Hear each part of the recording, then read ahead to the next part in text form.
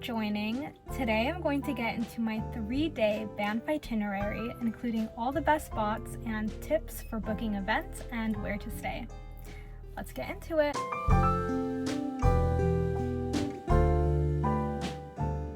First, most people will probably land in Calgary's International Airport, which is the closest major airport to Banff, about 1.5 hours away by drive.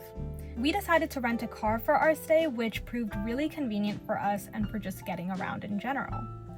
If you have some time to spare in Calgary, I highly recommend visiting the Calgary Farmers Market. It's directly on the way to Banff, and it's a great spot to just grab something fresh and high quality, especially before the long drive.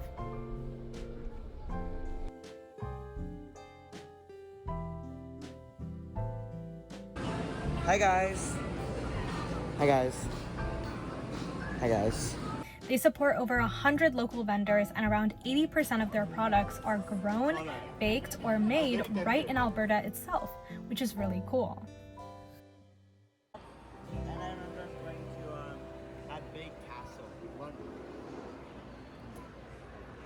While we were waiting for hotel check-in, a really easy first activity you can do in Banff National Park, no tickets or planning needed, is the Johnston Canyon Trail. It's super scenic, very family friendly, and perfect if you're into hiking, nature, and waterfalls. There's also a big, convenient parking lot right by the trailhead. We spent about an hour here and visited the lower falls about half a mile in. Now catch.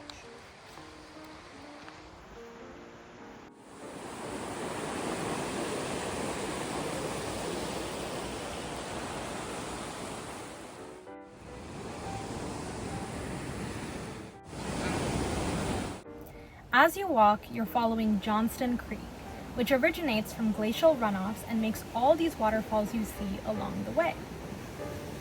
When you reach the lower falls, there's this small cave you can go through that brings you super close to the waterfall. It's one group at a time though, so we ended up waiting about 20 to 30 minutes, but honestly, it didn't feel like too long, and we just used that time to take photos and actually pause and enjoy the scenery around us.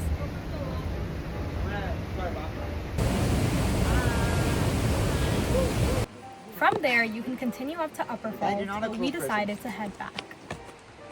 Whoa! The hotel that we checked into is called Connalta Lodge. It's super close to downtown, about 20 minutes walking.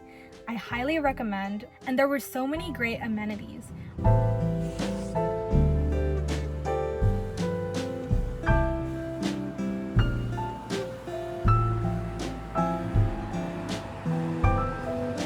Sounds nice. Hi guys, I'm going to be doing the cold plunge challenge at this hotel. We have to be in there for 3 minutes, or not me, I have to be in there for 3 minutes. I don't know how I'm going to survive, personally. I said faith. No, faith is the last word. That's the word? No, that was the first part of the word. On day 2, early morning, we decided to visit the lakes, Lake Moraine and Lake Louise. They're about 40 minutes away from Banff Town.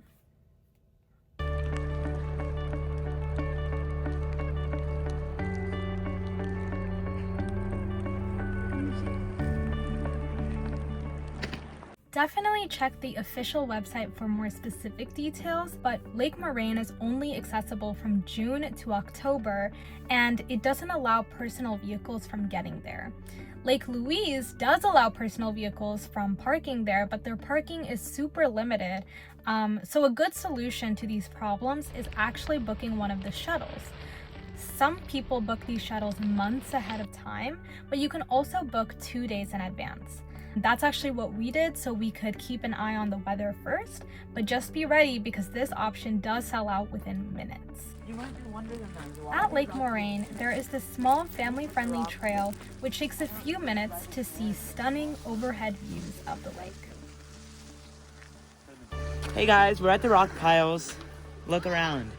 And when we climb over these, we're gonna see the Moraine Lake.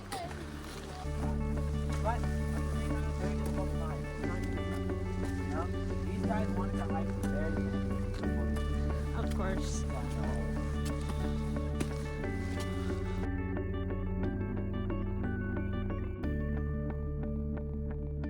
These lakes have this stunning turquoise color, which comes from the fine mountain powder picked up as glacier water runs down it. This powder is called rock flour, and it's able to reflect the sunlight in such a way that creates this stunning, vibrant turquoise color. Then headed over to Lake Louise. Here we spent about 3 to 4 hours.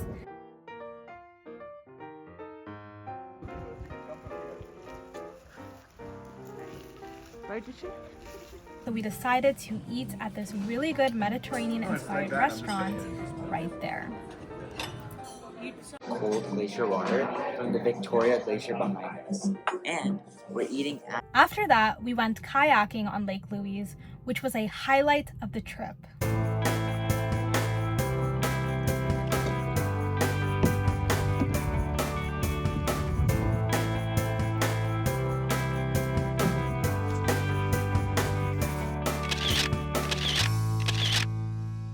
On day 3, we focused on activities closer to Banff Town.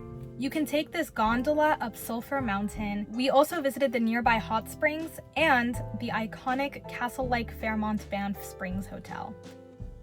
I believe parking is not free in any of these places, so I would recommend taking the bus.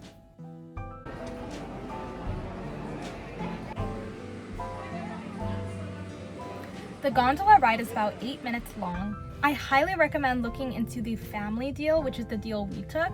It's on their website, and basically it allows each paying adult to get 1 free youth ticket. It is recommended to book these tickets more in advance, but we decided to book only 2 to 3 days in advance after checking the weather forecast.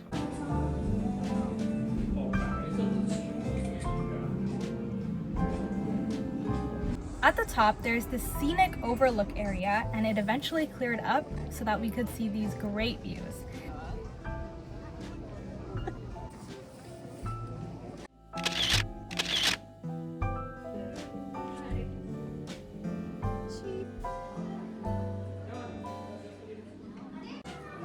There's also a small museum and a fun walking trail.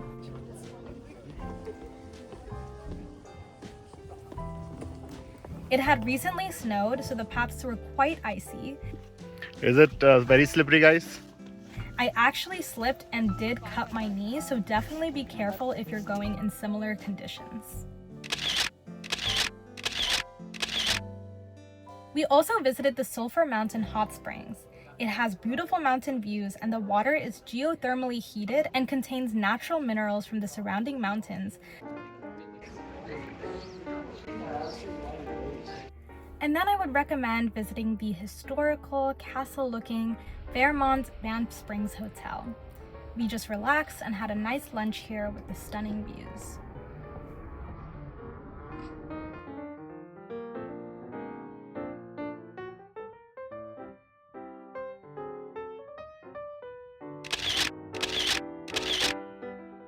Last but not least, just wanted to show a little bit of Banff Town.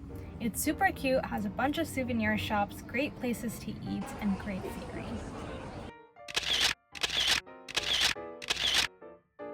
Thank you so much for joining me in this journey, and please feel free to leave any questions in the comments.